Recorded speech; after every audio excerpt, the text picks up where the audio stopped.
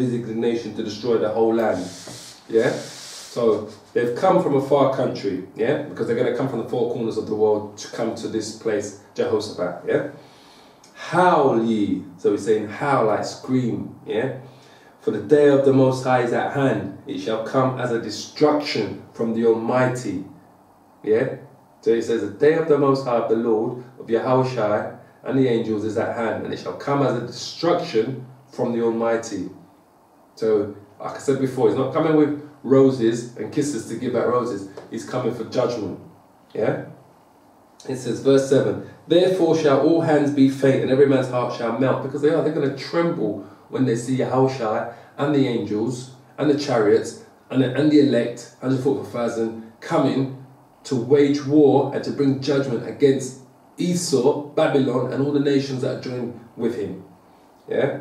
And they shall be afraid. Pangs and sorrow shall take hold of them. They shall be in pain as a woman that travails. So you know what that means? As a woman that travails. So when a woman's in pregnancy having a baby, that's what they call travailing. So she's in pain and she's giving birth. And this is how they're going to feel and be on that day. Yeah? It says, and they shall be amazed one at another. Their faces shall be as flames. It says their faces shall be as flames. So this destruction that's coming to them, it's going to be a destruction of fire. Because remember the Most High told Noah that he will never flood the earth again to bring judgment to the nations. He says the next time he does it, it's going to be fire. So that way there will be nothing left for him to look at. There will be no dead bodies floating around or nothing. No reminders for the Most High, the angels, for anybody to see who was killed, because they're going to be destroyed by fire. And I told you before, the only weapon that mankind has, that hasn't used, that destroys with wind and fire is nuclear. Yeah? So it says, and they shall be afraid, pangs and sorrow shall take hold of them. They shall be in vain as a woman that travaileth. They shall be amazed one at another, and their faces shall be as flames. Behold, the day of the Lord cometh cruel, both with wrath and fierce anger, to lay the land desolate, and he shall destroy the sinners thereof out of it. So the land that he's coming to bring judgment to is going to be left desolate. Yeah, so this is what he's talking about. It says the burden of Babylon. Babylon is going to be left desolate, which means when something is desolate, nothing no longer lives there, or exists there, or grows there.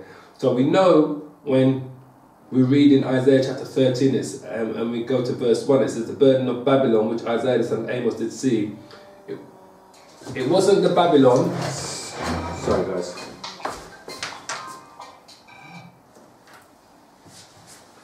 It wasn't the Babylon that Nebuchadnezzar ruled and set up back in the days. It wasn't the Babylon where the Israelites were, that Jeremiah spoke of back then, where the Israelites spent 70 years under bondage and captivity by Nebuchadnezzar and the Babylonians then. It wasn't that Babylon, because that was the Babylon that existed back there as an empire. That place is still here today. That Babylon was in what we know today as modern day Iraq. Iraq is still there today. So when the scripture says, that when you read Isaiah chapter 13 verse 1, it says, the burden of Babylon which Isaiah the son of Amos did see, lift ye up a banner upon the high mountain, exalt the voice up unto them, shake their hand that they may go into the gates of the nobles. I have commanded my sanctified ones, I have also called my mighty one for mine anger, even them that rejoice in my highness. It's not talking about the Babylon that existed during the days of Cyrus, Darius, Nebuchadnezzar, that ruled those kingdoms, right up until when Alexander the Great conquered it. It's not, because that Babylon still exists today. This is talking about a modern day Babylon, a place that is here today that's going to reap total destruction under the judgment and the scriptures and the prophecies according to Yahweh Bashim Yahweh Shai. Yeah? So we go back to verse 9. So we read Isaiah chapter 13 verse 9.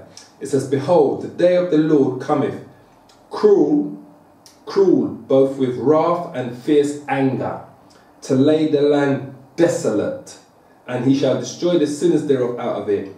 For the stars of heaven and the constellations thereof shall not give their light. It says, the sun shall be darkened in his going forth, and the moon shall not cause her light to shine. So the only thing that can cause the sun to darken apart from an eclipse, and the moon not, and the moon shall not cause her, and the moon not to have its light to shine on the earth is what? Is a nuclear fallout. Think of this clearly.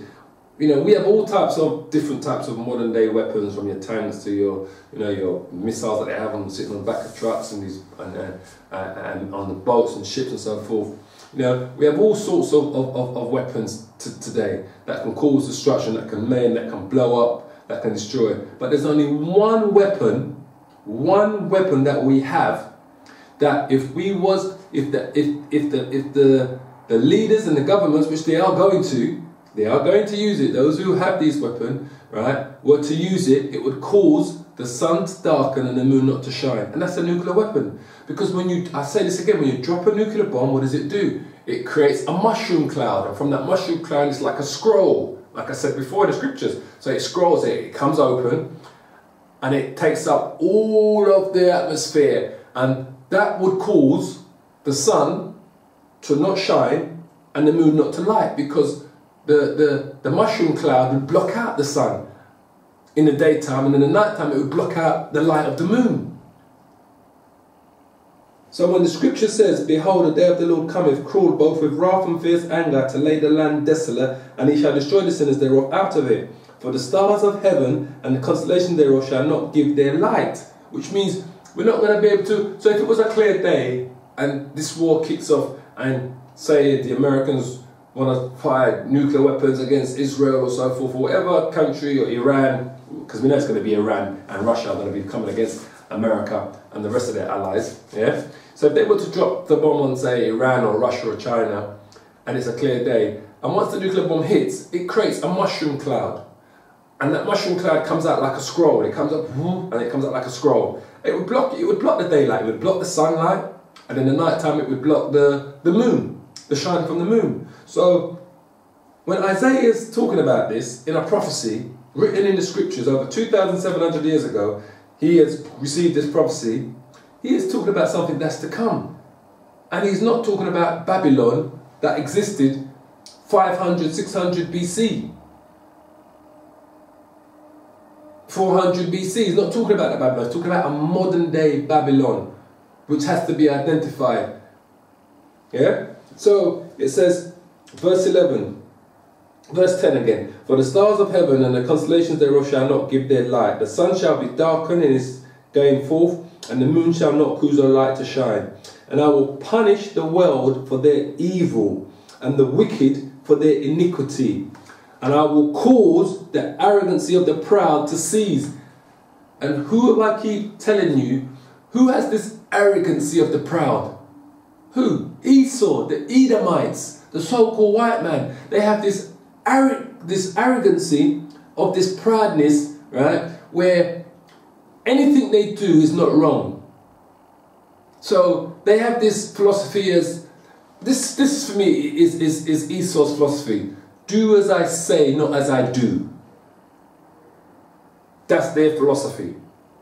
Because they can do one thing, but you got to do another. Because they are a hypocritical people, and they are a proud people. So when the scripture says, it says Isaiah chapter 30 verse 11, and I will punish the world for their evil, because many other nations are committing evil on this planet. So from your Hamites, your Africans, to your Moabites, your Chinese, your Ammonites, the Japanese, you know, your the Edomites, the Persians and the Indians, them, right through to, you know, you've got your Ishmaelites, the Arabs, all these other nations. When it says that I will punish the world for their evil, are committing evil, whether it's to do with their idolatry, whether it's to do with the way how they deal with the other nations, their own people. Their worshipping of satanic and blood rituals, and you know, and the crimes that they committed against the Israelites, the true Israelites, not those so-called Jews that are sitting in Israel today, but the true Israelites, the 12 tribes. These people here: Judah, Benjamin, Levi, Simeon, Zebulun, Ephraim, Manasseh, Gad, Reuben, Naphtali, Asher, Issachar, and you know, and it tells you who they are. So this is what we're talking about. So it says, now will punish the world for their evil. Those are the nations.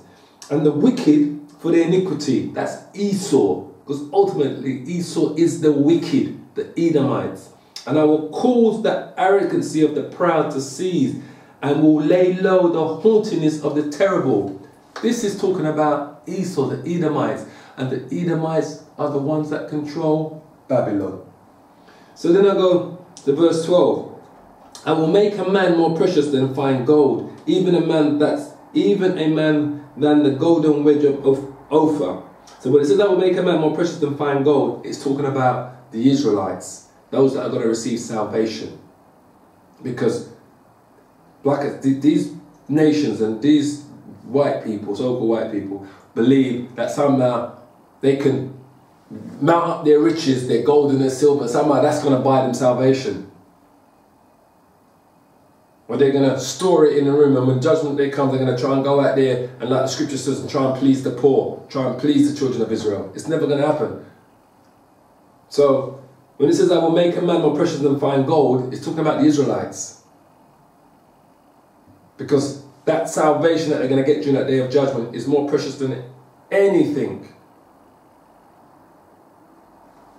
Verse 13, therefore I will shake the heavens, and the earth shall remove out of her place in the wrath of the Most High of hosts, and in the day of his fierce anger. So verse 13 says, therefore I will shake the heavens, and the earth shall remove out of her place in the wrath of the Lord of hosts, and in the day of his fierce anger. So what can shake the heavens? Remember what I said to you, when we're talking about the heavens, we're talking about the atmosphere. Yeah, that's where the stars and what we can see out there where the skies and the clouds is. Those are the heavens. So when it says, I will shake the heavens, and the earth shall remove out of her place, and the earth shall remove out of her place, which means the earth is going to jolt. What's going to cause that? Only a nuclear bomb can shake the heavens and remove the earth out of her place. So that it would cause, if a country was to fire 3 or 4 nuclear bombs to a particular city, that city would no longer be in the same position it was after those bombs have dropped. So so only a nuclear weapon can do that. So this is what I'm telling you, this is talking about a modern day Babylon. Yeah? It says, therefore I will shake the heavens, and the earth shall remove out of her place in the wrath of the Lord of hosts, and in the day of his fierce anger. And it shall be as a chased roe, and as a sheep that no man taketh up. They shall every man turn to his own people, and flee everyone to his own land. And that's exactly what's going to happen. Same kind of thing what you see today when immigrants come into a country, they all gravitate to their own people to settle in.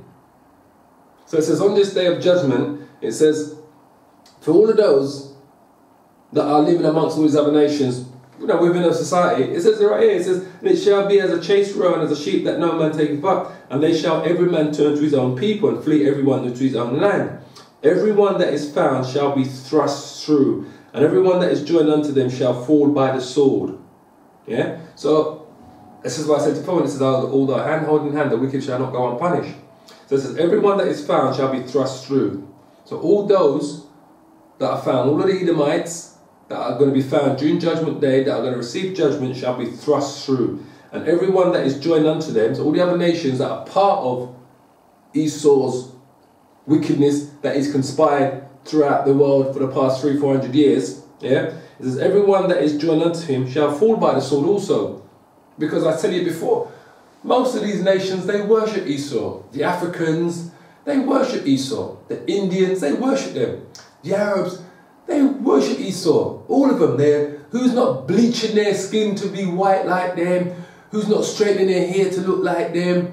Who's, they don't just simulate in the society. They try to mirror them in their everything, in how they speak, in how they walk, in how they, in their every aspect of life. And you think to myself, why would a nation not want to, why would you not want to be yourself? Why would you want to be that? Because Esau has taught you to hate yourself and to worship him. And you fell for it. So you hate your own nation, your own people. I don't want to look like them. I want to look like Esau. Because the doors aren't open for Esau, for the Edomites. I need to be like an Edomite. And he sold you that. And you've bought it. So this is why it says there. It says everyone that is found shall be thrust through. Strong's yeah? And everyone that is joined unto them